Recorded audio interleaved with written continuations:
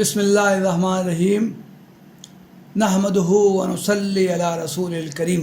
ایک حدیث ہے جس میں اللہ کے رسول صلی اللہ علیہ وسلم نے ارشاد فرمایا،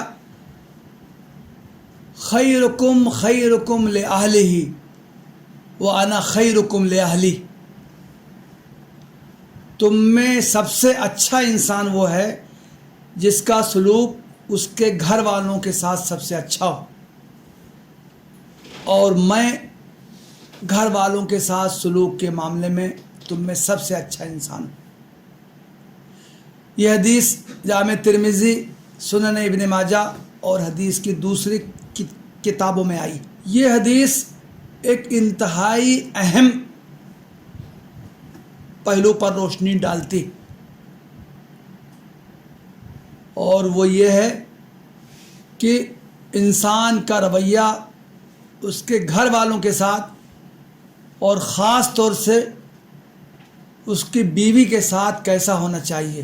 اس تعلق سے احادیث کی کتابوں میں کثرت سے حدیث آئی۔ ایک طرف اللہ کے رسول صلی اللہ علیہ وسلم کے ارشادات ہیں اور دوسری طرف آپ کا عمل ہے۔ آپ نے بیوی کے ساتھ اچھا برتاؤ کرنے کی تاکید کی ہے، صحابہ کرام کو ہدایت دی ہے، اور بار بار اپنا عملی نمونہ ان کے سامنے پیش کیا ہے۔ خطبہ حجۃ الوداع سیرت نبوی کا ایک اہم ترین واقعہ ہے، جب 1,00,000 سے زیادہ صحابہ کرام آپ کے ساتھ حج میں شریک تھے۔ آپ نے مختلف مواقع پر صحابہ کرام کے سامنے خطبہ دیا، اس میں دین کی مختلف پہلوؤں پر روشنی ڈالی، عقائد، عبادات، معاملات، اخلاقیات، معاشرت، ساری زندگی کے مختلف پہلوؤں کے بارے میں اہم ترین تاکیدات فرمائیں، عدل پر زور دیا، مساوات کے تلقین کی۔ اس موقع پر آپ کی اہم ترین تعلیمات میں سے ایک تعلیم یہ تھی کہ آدمی اپنی بیوی کے ساتھ اچھا برتاؤ کرے۔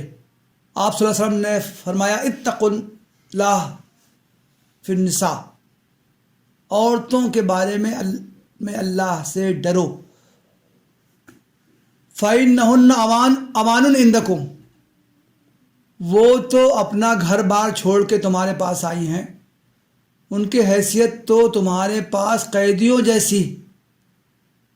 آپ نے فرمایا، جو تم خود کھاؤ وہ ان کو کھلاؤ، جو تم خود پہنو وہ ان کو پہناؤ، ان کے ساتھ کوئی زیادتی نہ کرو، ان کے ساتھ مار پیٹ سے نہ پیش آؤ۔ مسلم سماج میں عورتوں کو، خاص طور سے بیویوں کو، صحیح مقام و منزلت نہیں دی جاتی، ان کے ساتھ اچھا سلوک نہیں کیا جاتا ہے، ان کے تمام حقوق پورے نہیں کیے جاتے ہیں، ان کے ساتھ زیادتی کی جاتی ہے، ظلم کیا جاتا ہے، حتیٰ کہ بعض سماجوں میں تو مار پیٹ سے بھی گریز نہیں کیا جاتا ہے۔ ایک روایت میں ہے کہ ایک مرتبہ بعض صحابہ نے اپنی بیویوں کی پٹائی کر دی۔ وہ عورتیں اللہ کے رسول صلی اللہ علیہ وسلم کی خدمت میں پہنچ گئیں۔ انہوں نے شکایت کی کہ ان کے شوہر نے ان کو مارا ہے۔ اللہ کے رسول صلی اللہ علیہ وسلم نے صحابہ کو بلایا، ان کے سامنے خطبہ دیا، صاف الفاظ میں آپ نے فرمایا، لیس اولئک بخیارکم، یہ لوگ جو اپنی بیویوں کے ساتھ زیادتی سے پیش آتے ہیں وہ اچھے لوگ نہیں۔ ایک صاحب ایمان کو چاہیے کہ وہ اپنے گھر والوں کے ساتھ، اور خاص طور سے اپنی بیوی کے ساتھ بہت اچھا برتاؤ کرے، پیار و محبت سے پیش آئے، اس کے دکھ درد کا خیال رکھے، معمولی سی بھی تکلیف پر بے چین ہو جائے اس تکلیف کو دور کرنے کی کوشش کرے، حتی الامکان اس کے آرام کا خیال رکھے۔ اس تعلق سے حدیث میں ایک دلچسپ واقعہ ملتا ہے جو ام المومنین حضرت عائشہ خود بیان کرتی. وہ بیان کرتی ہیں کہ ایک مرتبہ اللہ کے رسول صلی اللہ علیہ وسلم رات میں اچانک چپکے سے اٹھے. آپ کو یہ لگا کہ حضرت عائشہ سو رہی. آپ انتہائی خاموشی سے رازدارانہ انداز میں اٹھے، چپکے سے اپنی چادر اٹھائی، جوتا پہنا، اس طرح کی ذرا سی بھی آہٹ نہ ہونے پائے.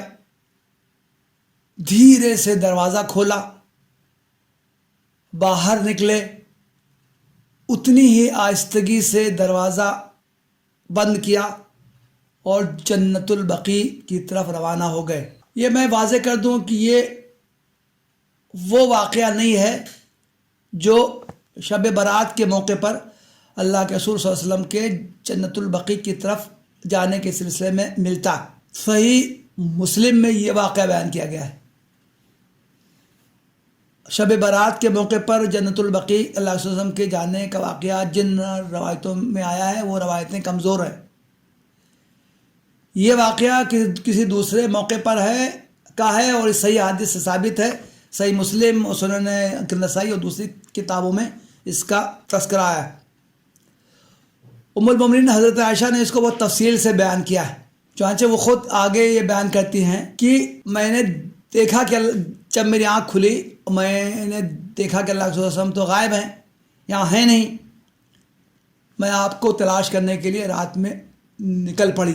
میں نے آپ کو جنت البقیع میں پایا. قبرستان تھا، وہاں آپ رات میں تشریف لے گئے تھے. حضرت عائشہ بیان کرتی ہیں کہ میں واپس مڑی، اللہ کے رسول صلی اللہ علیہ وسلم نے مجھ کو دیکھ لیا. آپ تیز تیز چلنے لگے تو میں بھی تیز تیز چلنے لگی. پھر میں نے دیکھا کہ آپ دوڑنے لگے تو میں بھی دوڑنے لگی. اور گھر میں داخل ہو کر میں بستر پر دراز ہو گئی. آپ بھی فوراً پیچھے پیچھے تشریف لائے. سارا ماجرا آپ سمجھ گئے. آپ نے فرمایا عائشہ یہ تمہاری سانسیں تیز تیز کیوں چل رہی ہیں؟ بالآخر حضرت عائشہ نے جب قبولہ کہ میں آپ کو دیکھنے کے لیے، آپ کو تلاش کرنے کے لیے نکلی تھی، تو اللہ کے رسول صلی اللہ علیہ وسلم نے فرمایا کہ اچھا تو وہ جو میرے آگے آگے جو سایہ تھا وہ تمہارا ہی تھا. سوال پیدا ہوتا ہے کہ اللہ کے رسول صلی اللہ علیہ وسلم نے رات میں جنت البقیع جانے کے لیے اتنے رازداری کیوں فرمائی؟ اس کا جواب یہ ہے محض اس لیے تاکہ بیوی کے آرام میں خلل نہ ہو، اس کی نیند خراب نہ ہو اور وہ ذرا سی بھی اذیت محسوس نہ کرے. اللہ کے رسول صلی اللہ علیہ وسلم نے گھر والوں کا اور خاص طور سے بیوی کے حقوق کے بارے میں، اس کو آرام پہنچانے کے بارے میں جو ہدایات فرمائیں اس پر عمل کر کے بھی دکھایا. ہمیں اپنا جائزہ لینا چاہیے کہ کیا ہمارا سلوک بھی اپنے گھر والوں کے ساتھ، اپنی بیویوں کے ساتھ ایسا ہی ہے.